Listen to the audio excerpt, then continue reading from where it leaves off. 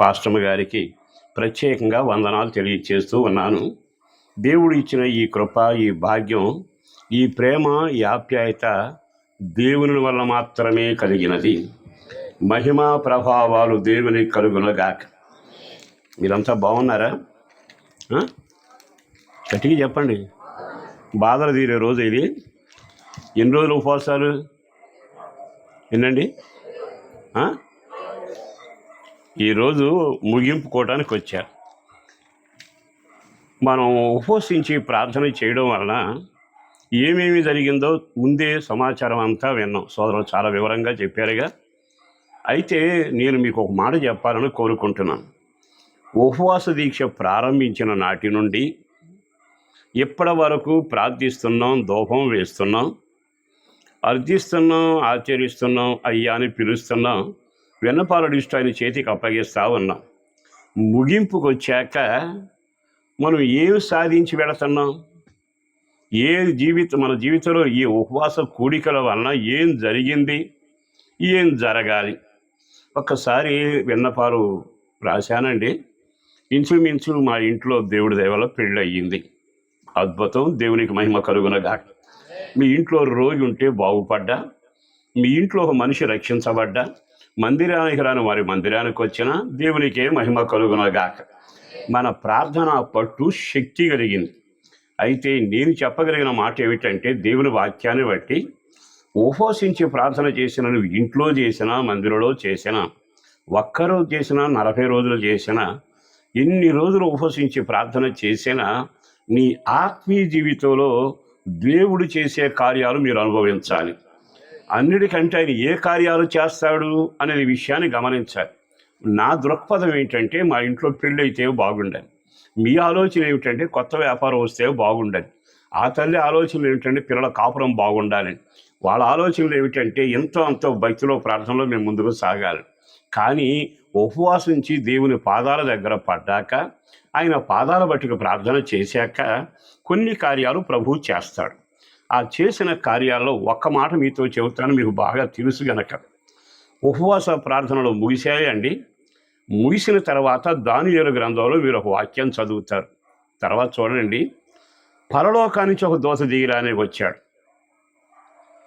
కొర్నేలు ఇంటికి దేవుని దూత వచ్చింది. అబ్రహాం దగ్గరికి దేవుని దూత వచ్చింది. మీరు బాగా గమనించండి. ప్రార్థన చేసేవాడందరి దగ్గరికి దేవుని దూత వచ్చింది. కానీ అబ్రహాంతో మాట్లాడిన మాట వేరు, ప్రార్థన చేసిన కొర్నేలు ఇంటికి వచ్చి చెప్పిన మాట వేరు. కానీ దానియేలు దగ్గరికి వచ్చి ఒక మాట ఏముందో తెలుసా? దానియేలు, నీవు నాకు బహుప్రియుడవు, నీవు నాకు. మరి మిగతా వాళ్ళందరూ ప్రార్థన చేశారుగా, వాళ్ళని చూసినప్పుడల్లా నాకు ప్రియుడు అని పిలిచిందా? ఇంటి ఆలోచనలు పడ్డారు. కొన్నేళ్ళ దగ్గరికి వచ్చాక నా కుమారుడా, నా ప్రియుడు అనలేదుగా. మీరు బాగా ఆలకించండి. అబ్రహాం దగ్గరికి వస్తే, నా సన్నిధిలో నిందారహితంగా ప్రవర్తించు, దీవెనిస్తా అన్నాడు. ప్రార్థన చేసిన వాళ్ళందరి దగ్గరికి వచ్చింది. కానీ విచిత్రం ఏంటంటే, అందరూ ప్రార్థన చేశారు. దానియేలు ఉపవసించి ప్రార్థన చేశాడు. దానియేలు ఎప్పుడైతే ఉపవసించి ప్రార్థన చేశాడో, ఇతను ఊహించరా, అతను కోరుకోలే. ఈ ప్రార్థన చేసిన, ఉపవాస ప్రార్థన చేసిన వారిని ఆయన చూచి, ప్రియుడా అని కేక వేశాడు. నాకు బహుప్రియుడా అని కేక వేశాడు. ఇంతకీ నేను చెప్పగలిగిన మాట ఏమిటంటే, ఉపవాస ప్రార్థన వలన నీ అవసరాలు తీరడమే కాదు, దేవునికి నీవు ప్రియమైన వ్యక్తిగా మారాలి. అన్నిటికంటే దేవుడు నిన్ను చూశాక నిన్నేమన్నాడు తెలుసా? మరియా అని పిలిచాడుగా. ఇప్పుడు మరియా అని పిలవనక్కరడా, యోసేపు అని కేక వేశాడుగా. కానీ ఇప్పుడు మార్పు ఏమిటో తెలుసా?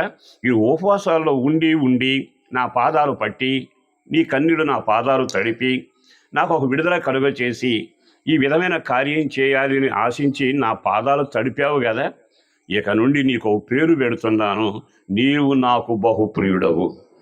చేతులు తామేనంటారా? అంటే ఇప్పుడు మనం వెండో బంగారమో, ఉద్యోగమో, కారు, అప్పులు తీరడం అనేది మన బాధ్యత, మన అవసరాలు. కానీ దేవునికి నువ్వు చేసిన ఉపవాస ప్రార్థన వలన దేవునికి దగ్గరగా వెళ్ళబోతావని. వెళ్ళడమే కాదు, ఆయన నిన్ను చూచి ప్రియుడా అని పిలిచాడుగా. మరి ఈ రోజున మనం ఉపవాస దీక్ష ముగిశాక అట్టి ఆప్యాయత కలిగిన దేవుని నోట్లోంచి ఓ పవిత్రమైన మాట, నీవు నా ప్రియమైన బిడ్డవు అని అంటే ఇక జీవితం అంతకన్నా ధన్యత ఏముంది? కనుక ఉపవాస ప్రార్థనలో మొదటిది మీకు పేరు మారాలి. ఆమేనండి. రెండోది మీ ముఖం ప్రకాశించాలి. మూడోది ఏమిటో తెలుసా? నేను నీ కొరకు సందేశం తీసుకొచ్చా. దానియేలు కంగారు పడబాకు. నువ్వు అడిగావు కదా, ప్రార్థన చేశాను, నేను పరలోక దేవుని దగ్గర నుంచి వర్తమానం నీకు తెచ్చాను. ఉపవాస కోడికలో 3 కార్యాలు జరగాలి. మొదటి కార్యం పేరు మారాలి. పేరు మారడం అంటే దేవునికి నీ ఇష్టమైన బిడ్డగా మారితే నిన్ను చూసినప్పుడు ప్రియుడా అని పిలవగలిగే ఒక స్థాయికి నీ ఉపవాస ప్రార్థన ఎదగాలి. అలాంటి అనుభవాల్లో కొనసాగాలి. రెండవది, ఉపవాస ప్రార్థన వలన ఆయన నీ దగ్గరకు వేగంగా వచ్చాక నీకు ఒక వర్తమానం పరలోకా నుంచి తీసుకుని రావాలి. అతను వర్తమానం తీసుకొని వచ్చి వర్తమానాన్ని అందజేశాడు. ఇదిగో రాజుగారి కళకు అర్థం ఇది, రాబోయే తరానికి పరిస్థితి ఇది అని వివరాలన్నీ సమాచారం చెప్పి చేతిలో పెట్టి వెళ్ళాడు. ఈ ఉపవాసం ప్రార్థన చేసిన తరువాత అతని జీవితంలో 3వ కార్యం ఏమిటో తెలుసా? బానిసగా ప్రారంభించిన వాడు, మరణం తప్పించే ప్రార్థన చేసిన వాడు, అలా ప్రార్థన వలన ఆ రాజుగారు దిగొచ్చి మోకరించి దండం పెట్టి నీ దేవుడే దేవుడు అని చెప్పి తన మెడలో ఉన్న గొలుసు వేసి అతని ఎదుట సాష్టాంగ పడాను. ఎందుకయ్యా దానియేలు ఎదుట నీవు సాష్టాంగాన్ని పడుతున్నావు? ఈయన జ్ఞానాత్మ కలిగిన వాడు. ఇతని వంటి ఆత్మ కలిగిన వారు ఎవరైనా ఉన్నారా? ఒక్కసారి ఆగి ఆలకించండి. అంటే నీవు ప్రార్థనలో ఉపవసించి చేసి నీవనుకునేది ఏంటంటే పెళ్ళి అయిపోతే బాగుండాలి. ఆయన అంటాడు, ప్రపంచంలో ఎవరికి లేని జ్ఞానంతో నేను నింపబోతున్నాను, నీకు పేరు మార్చబోతావన్నాను, నేనుగానే మీ ఇంటికి కౌరు పెట్టబోతున్నాను. ఒక ముఖ్యమంత్రి గారు మీ ఇంటికి కౌరు పెట్టాడు అనుకోండి, మీకు ఎట్లుంటుంది? ఏంటంటే సీరియస్గా చూస్తారు. అసలు మామూలుగా ఉండదు. మన ఊళ్ళో ఉన్న ఆఫీసర్ మేయర్ గారి కబురు చేస్తే అసలు ఆ మాటకి మామూలుగా ఉండదు, ఊపిరాడదు. ఇక ముఖ్యమంత్రి మీకు కబురు చేస్తే, మరి ముఖ్యమంత్రి కబురు చేస్తేనే ఏం మాట్లాడుతారో తెలియక ఏ కాలుకే చెప్పేసుకోవాలో తెలియదు. కానీ విచిత్రం ఏంటి తెలుసా? పరలోకమందున దేవుడు నీకు వర్తమానం పంపిస్తా ఉన్నాడు. ఈ ఉపవాస ప్రార్థనలు మామూలు కావు. ఈ ఉపవాస ప్రార్థనలు ఏదో కాలయాపన కాదు. ఈ ఉపవాస ప్రార్థన వలన నాకు ఈ సంవత్సరమైనా పని జరుగుద్ది అని అనుకోనక్కరడా. కానీ చరిత్రలో ప్రపంచంలో ఎవ్వరికి జరగని కార్యాలు నీ ఇంట్లో జరగా. కారణం ఏమిటో తెలుసా? దేవునికి ప్రియమైన వ్యక్తిగా ప్రార్థన ద్వారా మారుదువుగా. రెండవదిగా పరలోకా నుంచి ఒక వర్తమానం నీ ఇంటికి వచ్చునేగా.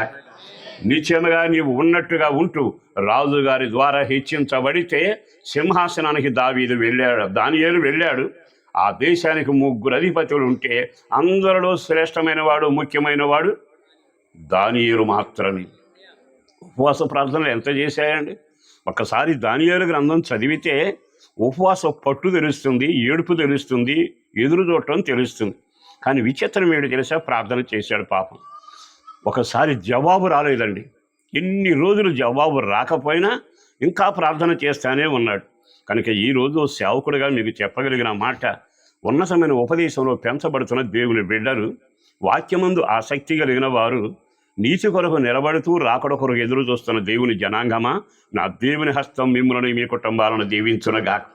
అంత మాత్రమే గాక దేవుని కొరకు ఉపవాస ప్రార్థనలో ఎదురు చూచిన ప్రతి క్షణం, ఉపవాస దీక్ష ముగించిన నీవు ఈ 3 మాటలు మనసులో పెట్టుకోవాలి.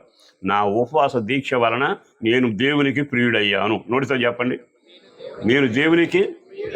రెండవదిగా ఆయన తన దేవుని దూతను పంపి నా ఇంటికి వర్తమానం పంపుతాడు. అంటే అర్థం ఏంటో తెలుసా? దేవునికి నా కుటుంబానికి సంబంధం ఉంది. ఆమేనండి. మూడవది ఏమిటో తెలుసా? ఉపవాస ప్రార్థన ముందు నీ స్థితి వేరు, దేవుడు అంచెలంచెలుగా హెచ్చించి నిలబెట్టునగా. మరి అటు కొరకు ఈ ఉపవాస ప్రార్థనలు ముగింపు రోజున దేవుని చిత్తం కొరకు, తలుపులు తెరవడం కొరకు, పరలోక వర్తమానం రావటానికి మనము కనిపెట్టుకుని ఉందుముగా. కీర్తనాకారుడు రాసిన 27వ కీర్తనలో చక్కని మాట జాగ్రత్తగా గమనిద్దాం. చూడండి, 27 ఆఖరి వాక్యాన్ని చదువుదాం.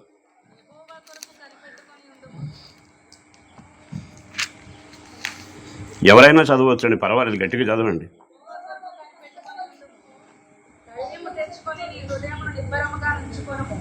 యెహోవా యెహోవా కొరకు కనిపెట్టుకొని ఉండు. యెహోవా కొరకు కనిపెట్టుకొని ఉండుము, ధైర్యము తెచ్చుకొని హృదయమును నిబ్బరముగా ఉంచుకొనుము. యెహోవా కొరకు, చదవండి గట్టిగా, కనిపెట్టుకొని ఉండు. యెహోవా కొరకు కనిపెట్టుకొని ఉండుము. అందరు ఆమేన్ చెప్పండి. ఆమేన్. పైన ఏం చేశాడో తెలుసా? ఒక్కసారి 7వ వాక్యం చదవండి. యెహోవా నేను కంఠధ్వని ఎత్తి నిన్ను ప్రార్థించున్నప్పుడు నా మనవిని ఆలకించుము. అంటే ప్రార్థన చేశాడు. ప్రార్థన చేసినాక చివరిలో వర్తమానం ఏముందో తెలుసా? యెహోవా కొరకు కనిపెట్టు. యెహోవా కొరకు కనిపెడితే దాచిన సిద్ధపరిచిన మేలైన దీవెనలన్నీ మీరు పొందబోతామన్నారు. సరే, అలా దేవుని దగ్గర కనిపెట్టి ప్రార్థన చేసిన దానియేలు ఉపవాస కోడికలు 3 కార్యాలు జరిగాయి అనేది చెరగని ముద్రలాగా హృదయంలో వేయబడాలి. నువ్వు ఈ జీవితంలో ఎంతకాలం బ్రతికినా ప్రతి ఉపవాస ప్రార్థన నీకు పండుగగా మారునుగాక. ఆ ఉపవాస ప్రార్థన ద్వారా నేను దేవునికి దగ్గర అవుతున్నాను, నా దేవుడు నన్ను ప్రియుడా అని పిలవబోతున్నాడు. అట్లాంటి ప్రార్థన అనుభవంలో నువ్వు మార్పు చెంది ప్రభు దగ్గర అయినప్పుడల్లా ఆయన ముఖం నీ కనబడుతుంది, నీ ముఖం ఆయనకి కనబడుతుంది.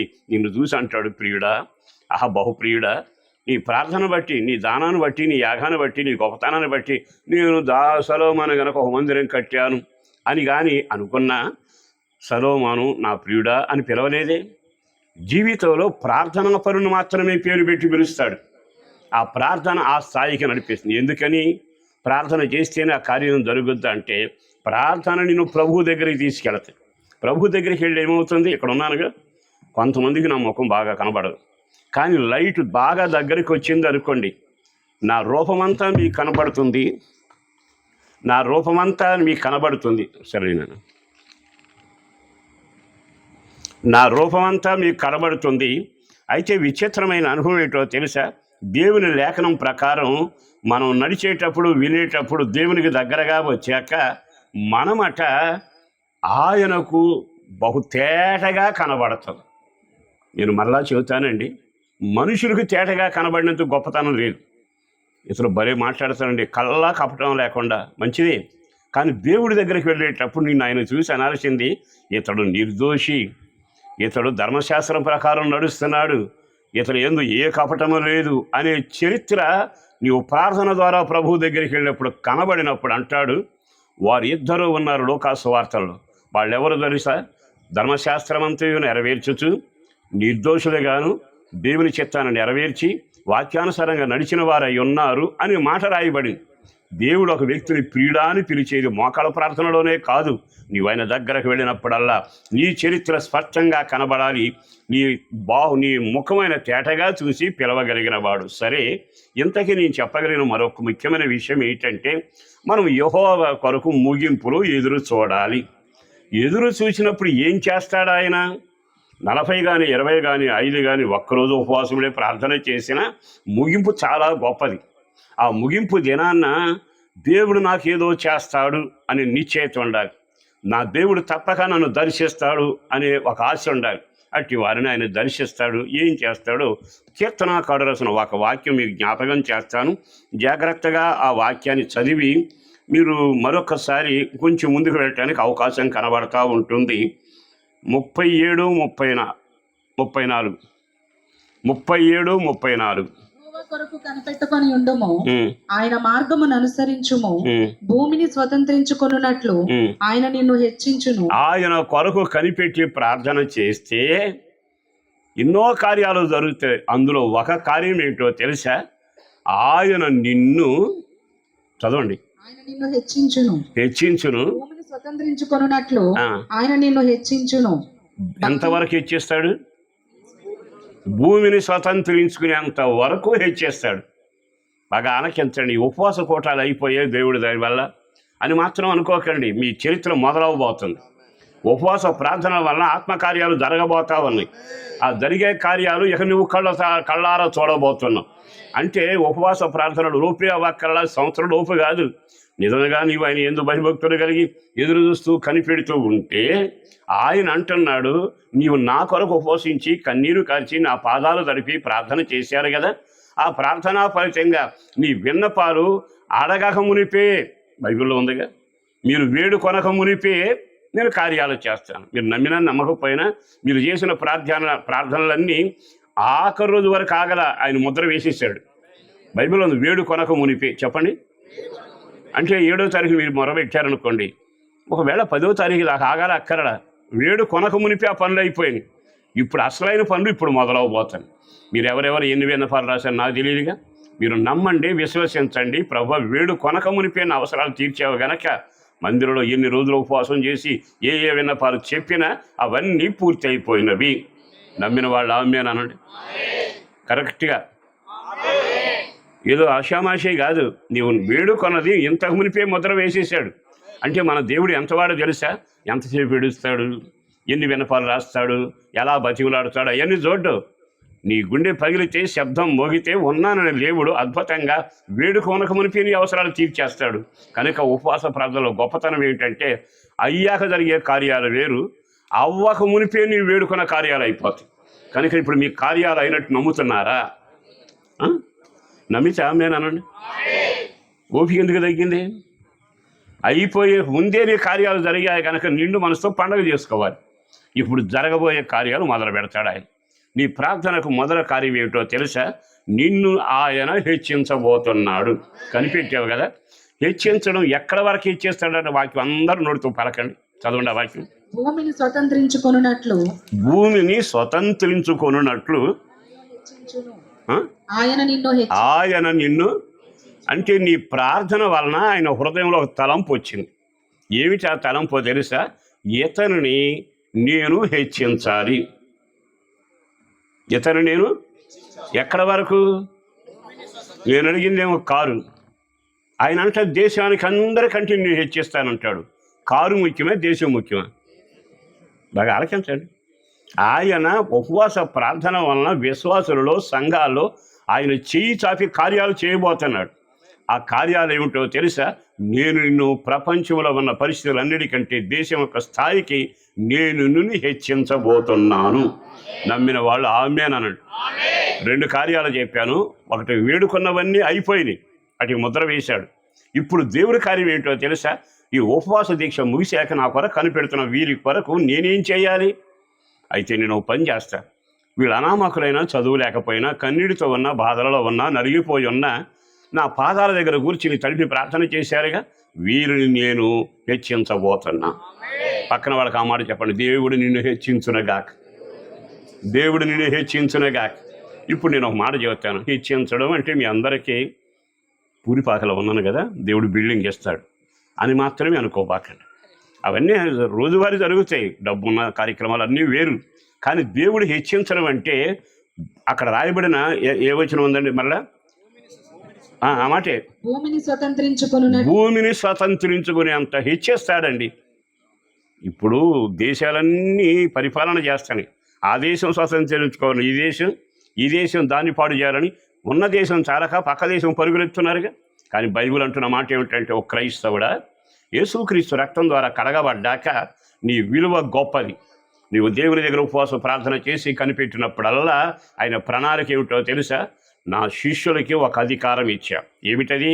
బూదిగంతాల వరకు వెళ్ళి సువార్త చెప్పండి. ఆమేనండి. ఎక్కడ వరకు వెళ్ళాలి? 8వ కీర్తనలో ఏముంది? 8వ కీర్తనలో ఏమన్నా తెలుసా? చక్కని మాట. నీవు నరుని కొంచెం తక్కువ అనిగా చేశావు, ఇక మీదట ఆయన చేతి పనులన్నిటి మీద నీకు అధికారం. వాక్యం చదవాలి. ఎవరెతను? నరుని కంటే కొంచెం తక్కువ చేయబడినవాడు, మట్టి ఘటం.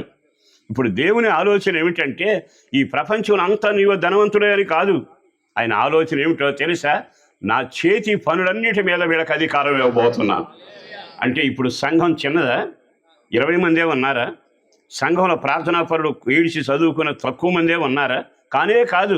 మీరు ప్రార్థన చేసి రోజు నుంచి కనిపెట్టి ఆయన పాదాలు తడిపారు గనక ఆయన ఉన్నతమైన ఆలోచన ఏమిటి తెలుసా? బూదిగంతాలన్నిటి మీద వీళ్ళకి నేను అధికారం దయచేయబోతున్నాను. దండం పెట్టి చెబుతున్నాను. ఒక సువార్థికుడు ఉన్నాడా? ఒక సేవకుడు. ఆ సేవకుడు ఏమిటో పాపం బతుకు తినలేదని ఉంటాడు, ఉద్యోగం వదిలే దొరక సేవలోకి వచ్చాడు. అతడు అట్లాగే ఉంటాడులేండి. అంటే సేవకుడు అండి చాలా తక్కువ భావన. బాగా ఆలకించండి. నా చిన్నప్పుడు కూడా నేను తక్కువ అంచనాలు వేసినవాడిని. ఈ పాట రాదు కానీ సేవకుడు, డ్రమ్ము కొట్టడం కుదరదు కానీ సేవకుడు. అంటే సేవకుడు తక్కువగా ఆలోచిస్తే ఆయన ఏమంటాడు తెలుసా? బూది గంతాలు ఇతని చేతుల్లో పెట్టాను నేను. బూది గంతాల వరకు వెడతాడు, సువార్త చెబుతాడు. ఒక్క క్షణం ఆగి ఆలకిస్తే దేవుడు ఒక సేవకుని ఎలా గణపరుస్తున్నాడు. ఒక సేవకుడు ఇక్కడ నాటబడ్డాడు అంటే అతని హక్కు, అతని యొక్క సామ్రాజ్యం ఎంతవరకు తెలుసా? బూది గంతాల వరకు ఇతనికి హక్కు రాసి పెట్టాడు. ఒక సేవకుని గణపరచండి, ప్రభు గణపరచబోతున్నాడు. ఒక సేవకుడిని ఘనంగా మీరు చూడండి. ఇతను బూదిగంతాల వరకు వెళ్ళి స్వాధీనం చేసుకునే సమర్థుడే. ఆహా, ఇట్టి సేవకుడు దేవుని ద్వారా ఏర్పాటు చేయబడ్డారు. అందుకని ఏమని తెలుసా?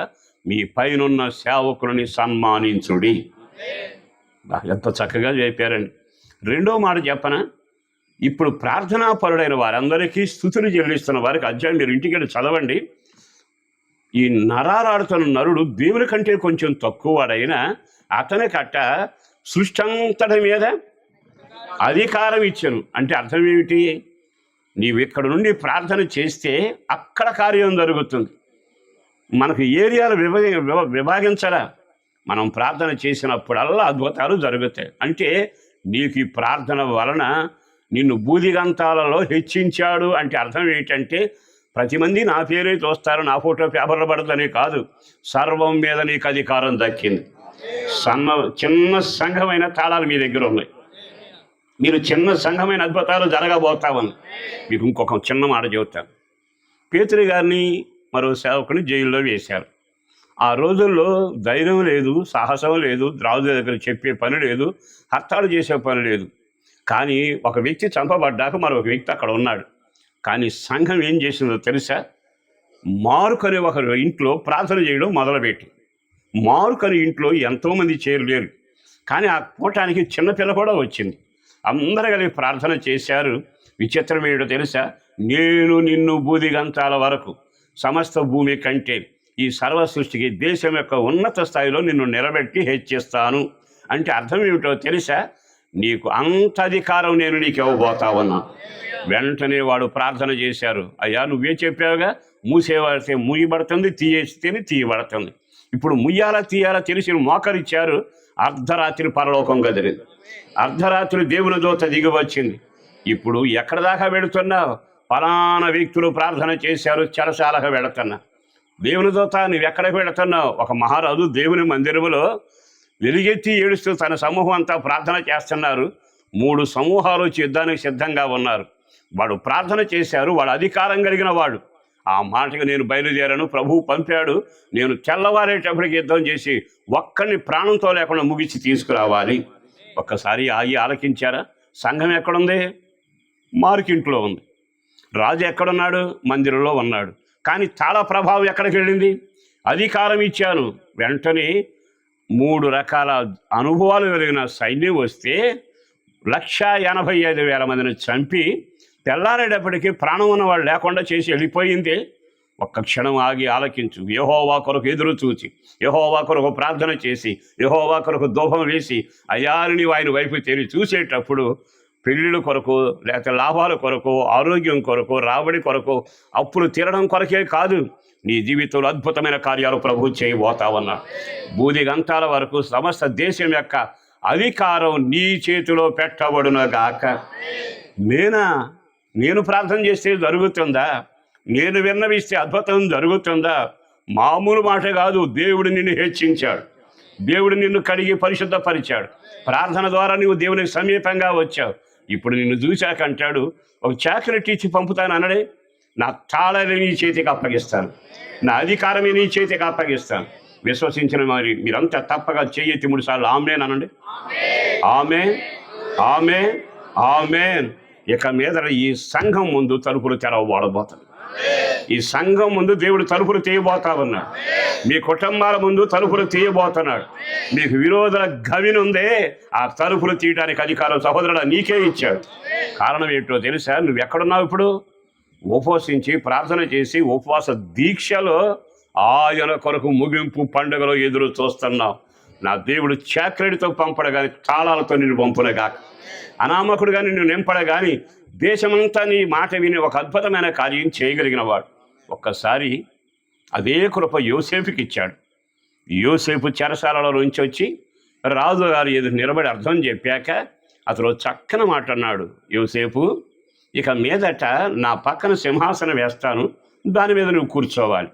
ఇక మీదట నేను రాజుగారినే కానీ ఇక మీదట ప్రజలు, ఈ దేశంలో ఉన్న ప్రజలు కాలెత్తినా చెయ్యెత్తినా నీ సెలవు లేకుండా చేయటానికి వీలులేదు. ఇతను ఎవరు? బానిస. ఎవరు?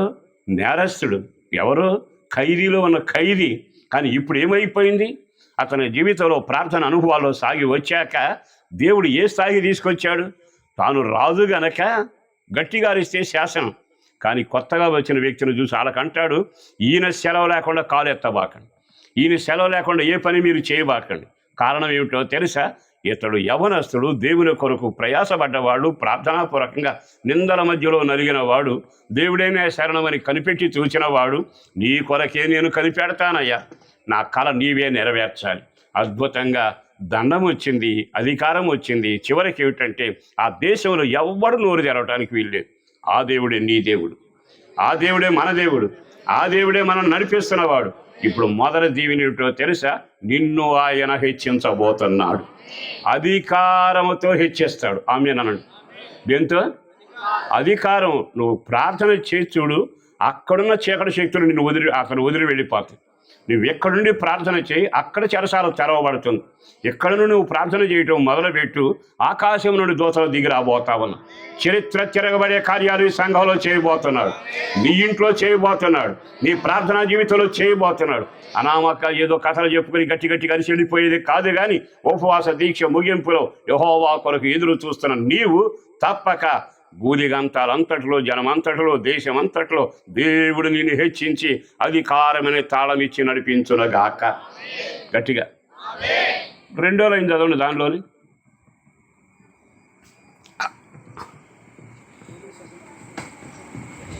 చదవాలి.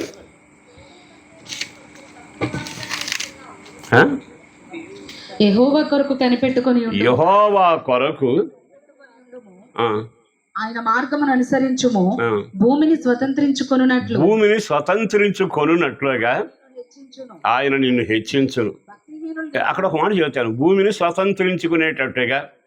అంటే అర్థం ఏంటంటే పక్కింటోళ్ళు ఇళ్ళన్నీ మనం కలుపుకోవడం కాదు. సాతాను దొరకాలన్నీ నీ వశం అవ్వబోతుంది. హమాన్ అన్నాడు, నాది రాజ్యం అన్నాడు, నేను సాధిస్తాను అన్నాడు. నాగా కానీ విచిత్రం ఏంటో తెలుసా? ముర్దేకైని పిలిచి అంటాడు, నువ్వు స్వాధీనం చేసుకో. విచిత్రం, సింహాసనాలు కూలాయి, ఒక రకంగా ఉరికంబాలు మారాయి. తర్వాత ముర్దేకైని గురించి ఎస్తేరు గ్రంథం 4వ అధ్యాయం ఏమో తెలుసా? ముర్దేకై ఇంటినేమో ఎస్తేరుకి ఇచ్చాడట, అతని చేతి ఉంగరమేమో ముర్దేకైకి ఇచ్చాడట. తాళాలు తీసుకొచ్చి అతనికి అప్పగిచ్చాడు. స్వాధీనపరచుకోవడం. ఆమేనండి.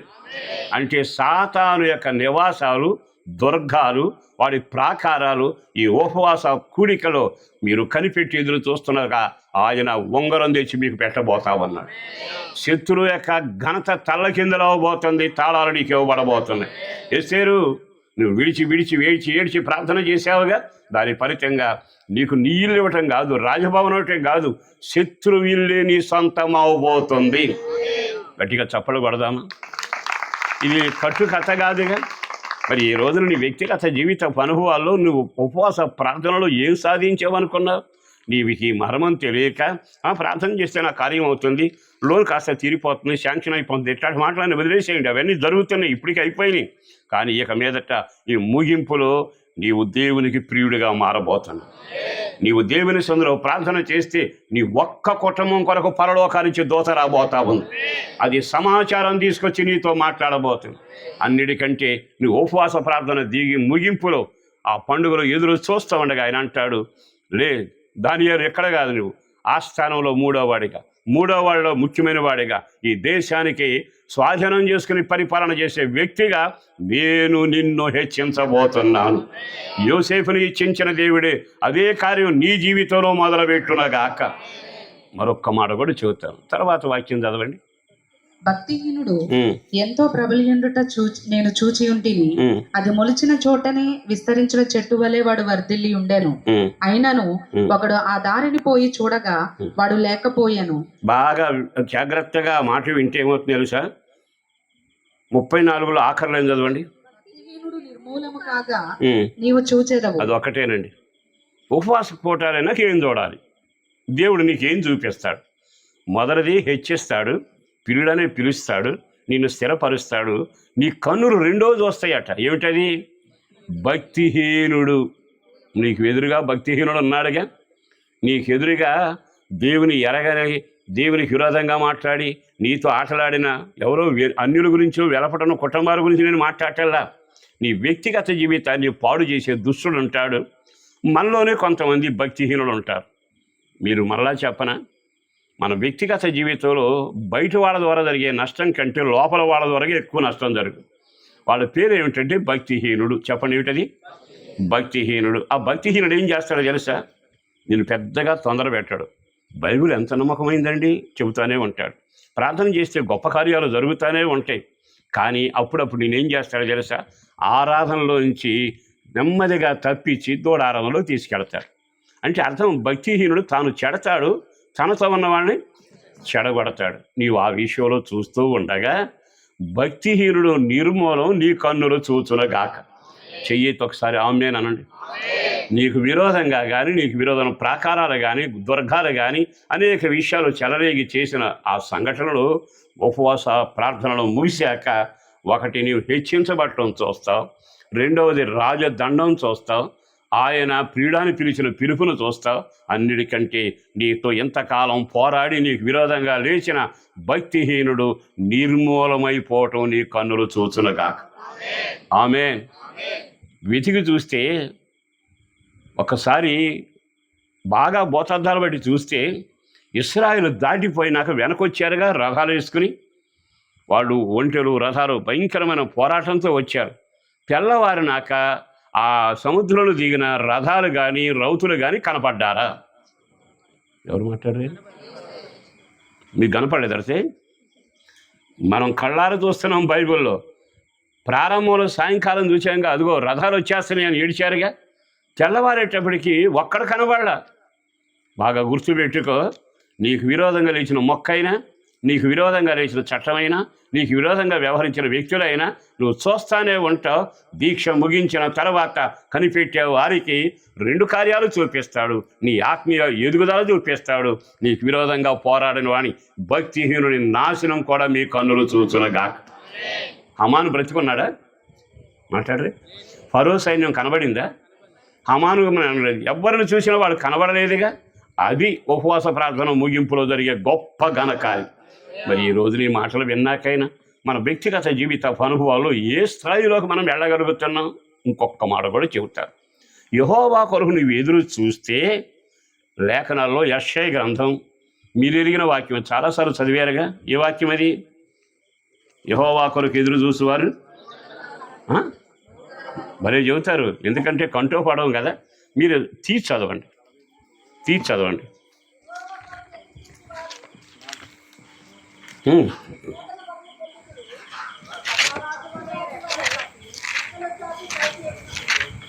మైక్ ఆగిపోతున్నారు. యెహోవా కొరకు ఎదురు చూచువారు నూతన బలం పొందుదురు. నూతన బలమును పొందుదురు. వాళ్ళు పక్షిరాజు వలె.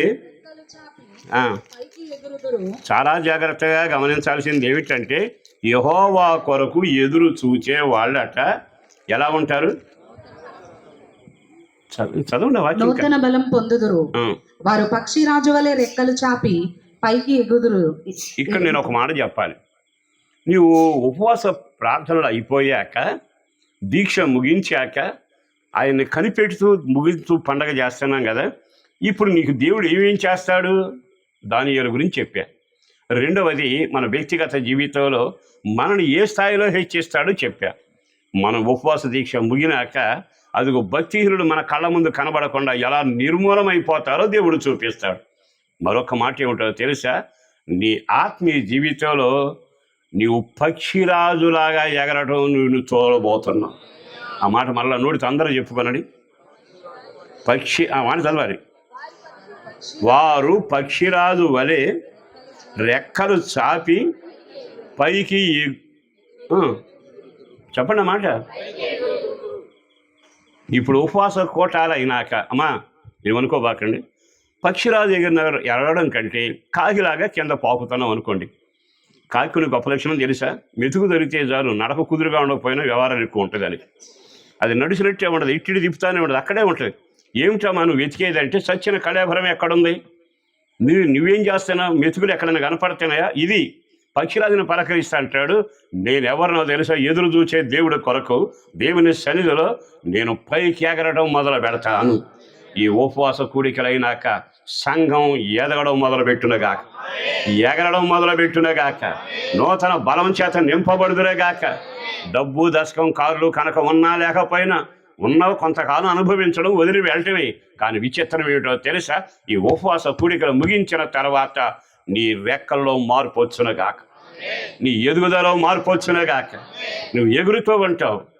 మరి కొంతకాలం మన వ్యక్తిగత జీవితంలో ఆ మాట అక్కడే రాశాడు, ఎదురు చూసినప్పుడు ఎగురుతావు అన్నాడు.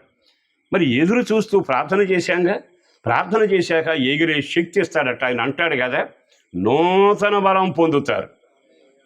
చెప్పండి, ఏ బలం? నీకు పాత బలం ఉంది. 2025 వరకు ఘనకార్యాలు చేశావు. ఇదే సంవత్సరం 26వ సంవత్సరంలో నూతన బలం నీకు రాబోతా ఉంది. ఈ ఉపవాస కోటాల తర్వాత ఆయన కొరకు ఎదురు చూస్తే నూతన బలం ఇచ్చాడు. నాకు బలం ఉందా లేదా, కొంచెం లావు అయ్యానా లేదు కాదు. నీ బలం ఎక్కడ కనపడుతుందో తెలుసా?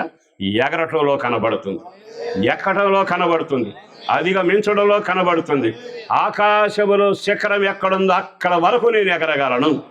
ఆహా, నీ వ్యక్తిగతంగా ఈ ఉపవాసాలు ప్రార్థనలు కాలయాపన కాదుగా, సరిపెట్టుకోవడానికి కాదుగా, మా మందిరంలో కూడా ఉపవాస ప్రార్థనలు కానీ చెప్పుకోవడానికి కాదుగా. నీ ఉపవాస దీక్షకు నీ రెక్కలకు బలం రావాలి. నీ ఆత్మీయ శక్తి చేత ఎగరడమే కానీ దిగజారటం ఉండకూడదు. ఆమెనండి, నోటితో చెప్పండి. ఆమెను అందరూ చెబుతారు. ఈ ఎగరటమే కానీ దిగజారటం ఉండకూడదు. 40 రోజులు ఉపవాస ప్రార్థన చేశాక ఎగరటం, దిగజారటం. 40 రోజులు 40 సంవత్సరాలు మొత్తం మీద ఆ కాకి లోపలే ఉంది. కాకి తలుపు తీశాక వెళ్ళింది, మొత్తం మీద చూసింది, తినాల్సినంత తింది, తిరిగి వచ్చిందా? రాలే. పావులు విడిచిపెట్టాం, అదేమైంది? వెళ్ళింది, తిరిగింది, ఆకుని తీసుకొచ్చింది. ఇక్కడ మనం గమనించగలిగితే ఒకే గూట్లో ఉపవాస ప్రార్థనలో ఎగిరే మనిషిలాగా ఉన్నావా, దిగజారిపోయే కాకిలాగా ఉన్నావా? ఇంకంత సీరియస్ అయిపోయారు. సంతోషంగా ఉన్నాడు. దేవుని సన్నిధి. నీవెవరో తెలుసా? కనబడిన దానికి కక్కుర్తి పడే కాకివి కాదు. నీ చేతులు బలపరచబడాలి, నూతన బలం చేత నింపబడాలి, నీ వాక్శక్తిలో కార్యం జరగాలి, నీ ప్రవర్తనలో నడుం బిగించబడాలి, నీ మాటల్లో శక్తి దిగి రావాలి. నువ్వు ఎదుగుతా ఉంటే ఎక్కడ వరకు వెళ్ళావు అని అంటే ఆ చెప్పబడే మాట ఏమిటి తెలుసా? నేను ఆకాశం వరకు ఎదుగుతున్నాను, ఎగిరే గుంపులో ఉన్నాను. నేను ఇప్పుడు ఇదిగో ఈ కొండ ఉందిగా, సీనాయి కొండ దాటాను. నువ్వెక్కడికి వెళ్ళావు? అరారతు పర్వతం దాటాను. నువ్వెక్కడ దాకా వెళ్ళావు? దేవుడు దర్శించి ధర్మశాస్త్రం ఇచ్చిన కొండ ఉందే, హోరేబు కొండను దాటాను. కొండలు దాటి ఎగురుదురుగాక. మీ ఆత్మీయతలో నూతన జీవం కలుగునగాక. అంటే నీ ఆత్మీయతలో ఎగరడం అంటే మొదల కొండ. ఒక మాట చెబుతాను. అబ్రహాం వెళ్ళిన కొండ, అక్కడేముందో తెలుసా? కొడుకును బలిచ్చాడు. బలిచ్చినప్పుడు తాను చేసిన తీర్మానం, విధానం, వైఖరి వేరుగా ఉంది. అబ్రహాం కాబట్టి చేశాడు కానండి, మన వల్ల ఎక్కడవుద్ది? ఎగరలేని పక్షి, ఎగరలేని జీవితం. కానీ దేవుడు వాటిని దాటించిన తర్వాత అబ్రహాము తన కుమారుని బలిర్పించాడు. నేను రోమాపత్రికలో విశ్వాసిని. నేను ఎవరినో తెలుసా? నా ఆత్మీయ జీవితంలో రూపాంతరం చెంది నేను నా జీవితాన్ని సజీవయాగముగా సమర్పిస్తున్నాను. అక్కడ కొడుకును సమర్పించాడు, ఇక్కడ నీ జీవితమే సజీవ యాగముగా సమర్పించబడాలి. ఆకాశమందున దేవుడు చూసి అంటాడు, పాత నిబంధనలో భక్తుడు ఉన్నాడే, ఆహాహాహా, అబ్రహాము చాలా ప్రియమైన వాడు, కానీ నా రక్తం ద్వారా కడగబడిన ఈ సంఘం ఉందే, వీళ్ళు సజీవ యాగంగా సమర్పించుకున్నారు. వీరి అర్పణ ముందు ఏదీ నిలవదు. దాటావా? కొండ ఎక్కావా? నీ వ్యక్తిగత జీవితంలో దేవుడు నెమ్మదిగా మోసే కొండకు తీసుకెడతాడు. పక్షిరాజు, నీకు చేతులు బలం ఉండాలి, సంఘమా, నువ్వు ఎగిరే పక్షిలాగా ఉండాలి. తర్వాత వెళ్ళాక 40 రోజులు కనిపెట్టాడు. ఏం సాధించావయ్యా? నేనా, ముఖమేమో మెరుస్తుంది, దేవుని రాతి కలిగిన పలకలు నాకు ఇచ్చాడు, అది నేను తీసుకొని వచ్చా. ఎంత ఘనతండి! ఇప్పుడు బైబిల్ లేఖనం ప్రకారం ఏమిటో తెలుసా? మనం ఎదిగిన తర్వాత మోషేను మించిన అధికమైన బలం చేత ముందుకు సాగుతాం. వెళ్ళిన తర్వాత ఉన్న మాట ఏమిటంటే, దేవుడు మోషే దగ్గరకు వచ్చి మోషే అని పిలిచాడు. ఒక వారం, 40 రోజులకు వచ్చాడో నెలకు వచ్చాడో తెలియదు, వచ్చి మోషే అని పిలుస్తాడు. అప్పుడప్పుడు 40 రోజులు అక్కడ ఉంటానికి రామని పిలిచాడు. ఇప్పుడు మనం ఏం చేస్తున్నాం తెలుసా? ఎదిగిన పక్షులుగా, రెక్కలు చాపి ఎగిరే వ్యక్తులలాగా మార్పు చెందితే ప్రతిరోజు ఆయన ముఖాన్ని చూడబోతా ఉన్నాం, ప్రతిరోజు ఆయన స్వరాన్ని వినబడబోతున్నాం. మన వ్యక్తిగత జీవితాన్ని చూసి ఆయన అంటాడు, పరిశుద్ధుల సంఘం నాకు ఇష్టం. అందుకే ఆయన అన్నాడు కదా, ఆ సంఘాన్ని చూసిన వెంటనే ఆయన అంటాడు, నా ప్రియురాలు చాలా సుందరవతి. ఆ సంఘాన్ని చూస్తే నాకు సంబరం. మోషే అప్పుడప్పుడు దేవుడితో మాట్లాడాడు. ఇప్పుడు మనం ఉదయం, సాయంకాలం, మధ్యాహ్నం ఎప్పుడైనా కృపాసనం దగ్గరకు వెళ్ళే భాగ్యం దయచేశాడు. చేతులైతే ఒకసారి ఆమేన్ అనండి, గట్టిగా చెప్పండి ఆమేన్. ప్రియ దేవుని బిడ్డలారా, మన వ్యక్తిగత జీవితంలో మనము బలం పొందిన చేతులు కలిగిన వారిగా ఉండాలి. గట్టిగా మన చేతులు ఆ వాక్యం మరలా చదవండి. యెహోవా కొరకు ఎదురు చూచువారు నూతన బలము కలిగి, పక్షిరాజు వలె రెక్కలు చాపి. ఆ మాట పక్షిరాజు వల్ల ఎగురుతారనలా. ఏమని రాశాడు? రెక్కలు చాపి. అదే రెక్కలు మునుపున్నాయిగా, అదే రెక్కలు ప్రారంభం నుంచి ఉన్నాయిగా, అదే సిద్ధాంతం మొదటి నుంచి ఉందిగా, అదే ఉపవాస ప్రార్థన అప్పటి నుంచి ఉందిగా, అదే కార్యాలు ఉన్నాయిగా. ఈ సంవత్సరం ఎగరాలి. ఈ సంవత్సరం నూతన బలం నీ రెక్కలకు రాబోతా ఉంది, నీ విశ్వాసులకు రాబోతా ఉంది, నీ ఆత్మీయత రాబోతుంది. ఎన్ని కొండలు ఎక్కావో తెలుసా? మోషే పలాను కొండ ఎక్కాడు, సజీవ సమర్పణైన కొండ నేను ఎక్కాను. అదిగో మోషే ధర్మశాస్త్రం కొండ ఎక్కాడు, రోజు ప్రభు ముఖం చూసే కొండకి ఎక్కాను. నేను ఇంకనూ ఎగురుతూనే ఉన్నాను, ఇంకనూ నేను ఎగురుతున్నాను. దండం పెట్టి మనసారా దీవిస్తూ మీ అందరికీ నేను చెప్పగలను ఓ ఖచ్చితమైన మాట ఏమిటో తెలుసా? మీ చేతులను దేవుడు బలపరచునగాక, మీ చేతులు బలపరచబడినగాక. సంపాదన కొరకు కాదు, తీర్పు కొరకు కాదు, పంచడం కొరకు కాదు, ఎగిరేందుకు ప్రభు త్వరగా రాబోతున్నాడు. ఆయన వచ్చే వేళ మనం ఎవరమై ఉండాలో తెలుసా? సునాయాసంగా ఎగరగలిగిన వ్యక్తులలాగా మన చేతులు బలపరచబడి నూతన బలము చేత నింపబడి ఆ బలము చేత ముందుకు సాగగలిగితే నీ జీవితంలో ఎన్ని అద్భుత కార్యాలు జరుగుతాయి. సంఘానికి ఒక సేవకుడిగా సలహా చెప్పడం కాదు కానీ బ్రతిమలాడుతున్నాను, మీ రెక్కలు బలపరచబడ్డాయా? మునుపటి కంటే అధికంగా పరిగెత్తగలుగుతున్నారా? వారు అంతకంతకు వర్ధిల్లేరు, దావీదు అంతకంతకు వర్ధిల్లేను. భక్తుల చరిత్రలో వర్ధిల్లడమే కనబడుతుంది. భక్తుడా, దేవుని బిడ్డ, దేవుని సంఘంలో సహోదరుడా, నీవు ఎగిరే చేతులు కలిగిన వాడుగా ఉందవుగా, నూతన బలం చేత నింపబడిన వాడుగా ఉందవుగా. మునుపు చేసిన కార్యాల కంటే నేను ఇంకా ఎక్కువ కార్యాలు చేయాలి.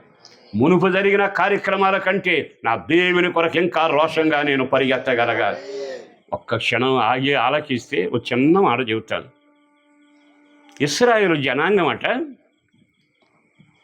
ఇశ్రాయేలు జనాంగం చాలా జాగ్రత్తగా గమనిస్తే 12 గోత్రాలు ఉన్నారు. ఆ 12 గోత్రాలు ప్రభువులోనే ఉన్నారు.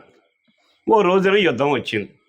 యుద్ధం వచ్చాక దేవుడు వాళ్ళందరిని చూశాడు. వీళ్ళందరినీ యుద్ధానికి వెళ్ళమని చెప్పాడు. వాళ్ళందరూ ఒక మీటింగ్ పెట్టుకుని దేవుడి దగ్గరికి వెళదాం అన్నారు. సరే వెళదాం పదండి అని వెళ్ళి ఆయన దగ్గర అడిగారు కదా, ప్రభువా, మా గోత్రాలలో పెద్దలం మేమే, యుద్ధానికి ఎవరిని వెళ్ళమంటావు? యుద్ధానికి మాలో ఎవరిని వెళ్ళమంటావు చెప్పయ్యా అని ప్రార్థన చేశారు. బాగా ఆలకించండి, వీళ్ళందరూ ఒక సంఘమేగా, నా మాట వినాలి, అవునా కాదా? వీళ్ళంతా ఒక సంఘం, ఒకే ప్రార్థన, ఒకే సహవాసం, అన్నీ బాగానే ఉన్నాయి. మరి యుద్ధానికి వెళ్ళేటప్పుడు ఎవరికి వాడు నేను పెద్ద కొడుకుని ముందుంటా, నేను కొంచెం బలం గలవాడిని ముందుంటా, లేదంటే అసలు ఎన్ని విషయాల్లో నేను చెప్పుకోవాలంటే దేవుడు చాలా దగ్గరగా ఉంటా అని మనం వెళదాం అనుకోవాలా. కానీ దేవుడి దగ్గర కనిపెట్టి లోపల ఏమనుకున్నారు తెలుసా? దేవుడు నా పేరు చెబుతాడు. ఏంటో చూస్తున్నారు? దేవుడు నా పేరే చెబుతాడు. నేను పెద్ద కొడుకును కదండి, నాకు ఆ స్థానం వేస్తాడు. ఆయన ఏమనుకున్నాడు తెలుసా? నేను దేవునికి ఇష్టమైన వాడిని, నేను యోసేపు లాంటి వాడిని, నేను పలానా అనుకుంటాడు. గోత్రాలను బట్టి నా పేరు చెబుతాడు. తీరా ప్రార్థన చేస్తే ఆయన ఏమన్నాడు తెలుసా? యోధా గోత్రాన్ని ముందుకెళ్ళమని చెప్పాడు. ఆమేన్ చెప్పండి. ఏ గోత్రాన్ని? మరి యుద్ధానికి వీళ్ళందరూ పనికిరారా? తమ్ముడు నా మాట అర్థమవుతుందా? యుద్ధానికి వీళ్ళందరూ సంఘస్థులే కదా, ఆయుధాలు ఉన్నాయి కదా. నేనేం తక్కువనా? ఆడికంటే నేను పెద్దవాడిని, నేను మూడోవాడిని, ఆడు ఆఖరివాడు, నేను పెద్దవాడిని, అన్నీ బాగానే ఉన్నాయి సంఘంలో. మరి యుద్ధానికి నీ పేరు ఎందుకు చెప్పరా?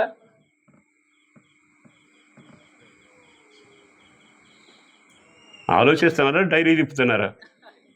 మనం ఆలోచించాల్సింది సంఘం నిన్ను సంవత్సరాల తర్వాత నీ పేరు ఎందుకు దేవుడు చెప్పట్లా? మనకు కూడా ఉంటుందిగా. ఈసారి మీటింగ్లు అంటే మొదటి ఛాన్స్ నాకేస్తే, ఈసారి మొదటి పాట నాకే ఇస్తారు. మీరేమనుకోండి, సంఘాన్ని గురించి చెబుతాను. నాకు ఈసారి ఛాన్స్ వస్తుంది, నేను ఈసారి మొదటి పాటే నేను పాడతా. అసలు నాకు ఇవ్వకుండా ఎట్లుంటారండి? అన్నీ చేసేది నేనేగా. తీరా పాస్టర్ గారు అంటే పాస్టర్ గారు కదా, దేవుని సేవకుడు, దేవుని నడిపింపులో ఉన్నవాడు 7వ నెంబరోని పాట ఇచ్చాడు. ఇక మొదటి నెంబరోడికి ఎట్లుండదు చెప్పండి అయ్యగారు? మొదటి నెంబర్ నేనే కదండి, అన్నిటి నేనే, అన్నీ నేనే లేదా అసలు కూటమే లేదుగా. నేను లేకపోతే అనుకుంటున్నాను. కానీ ఆత్మదేవుడు ఏమంటున్నాడు తెలుసా? అదిగో 7వ నెంబరోడితో పాడించమని. ఈయన దైవజనుడిగా ఈయన ఇష్టం తాగదు, ఈయన ఇష్టమే తాగితే ఇక్కడ దాకా సేవకురాడు. కారణం ఏంటంటే దేవుని చిత్తం చేయబట్టి ఇక్కడ దాకా వచ్చాడు. ఈ దేవుని చిత్తానుసారంగా చెబుతాడు.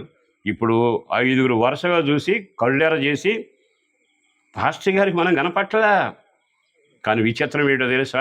ఆత్మదేవుని నడిపింపులో సేవకుడు దేవుని మాట ప్రకారం చెబుతాడు. మీరు బాగా గమనించండి, మాట్లాడే దేవుడిగా మీరు మాట్లాడరు.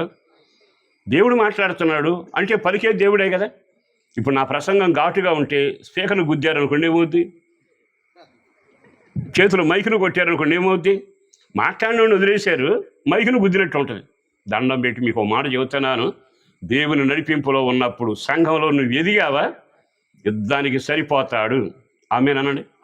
ముందెళ్ళటానికి సరిపోతాడు, శత్రువుని భయపెట్టడానికి సరిపోతాడు, గర్జించడానికి సరిపోతాడు, దేవుని కార్యం చేయడానికి సరిపోతాడు. ఇతడు వెనక్కి తిరిగి రాడు. అందుకు దేవుడు అన్నాడు, మీరు ఎంతమంది ఉన్నా యోధా అనే యుద్ధానికి వెళ్ళాలి. గట్టిగా ఒకసారి హల్లెలూయా చెప్పండి. అది నీ పేరు అట్లా చెప్పగలిగితే బాగుంటుందిగా. మాట్లాడే నీ పేరు దేవుడు అట్లా చెప్పి, ఇతడు నమ్మకస్తుడు, యుద్ధానికి వెళితే వెనక్కి తిరగడు, భలే నమ్మకంగా పోరాడతాడు అని నిన్ను గురించి ఆయన మనసులో ఒక ఆలోచన కలగాలిగా.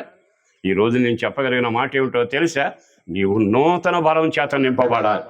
నీ చేతులు ఎగిరేందుకు ఉపయోగపడాలి, నీ చేతులు కార్యం చేసేందుకు ఉపయోగపడాలి, నీ చేతులు అద్భుతం జరిగించేందుకు ఉపయోగపడాలి.